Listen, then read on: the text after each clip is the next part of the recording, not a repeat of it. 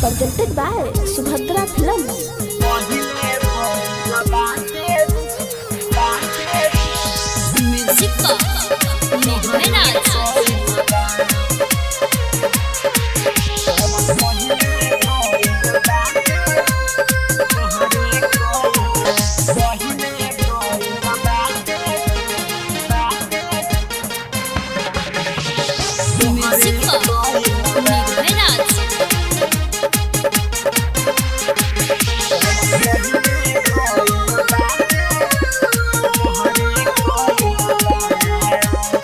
भले भइल बाटे शादी बाकी दिहनी नया आजादी जमन भीरी बाटे हमारा यारौ तोहरे हनी सानी भले भइल बाटे शादी बाकी दिहनी नया आजादी जवन भीरी हमारा बाटे यारौ तोहरे हनी सानी पियावा के संगे नहीं हऊ भइल बा पियावा के संगे नहीं हऊ भइल बा तयरऊ पहिले भइल बाटे जवन तोहरे कइल बा जवन पहिले भइल बाटे लइका तोहरे कइल बा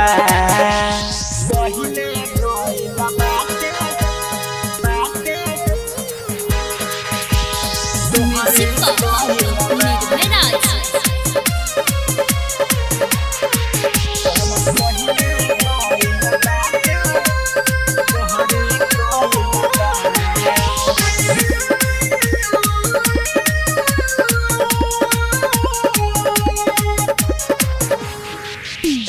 नीरज नहीं बोला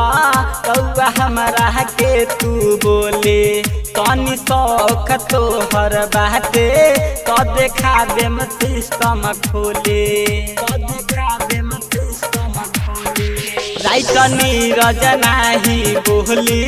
कौआ हमारा के तू बोले सब शौक तोहर बाटे तो देखा देम सिस्टम खोले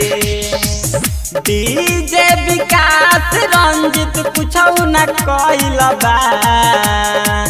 मनोज दीवाना नहीं कुछ कइल बा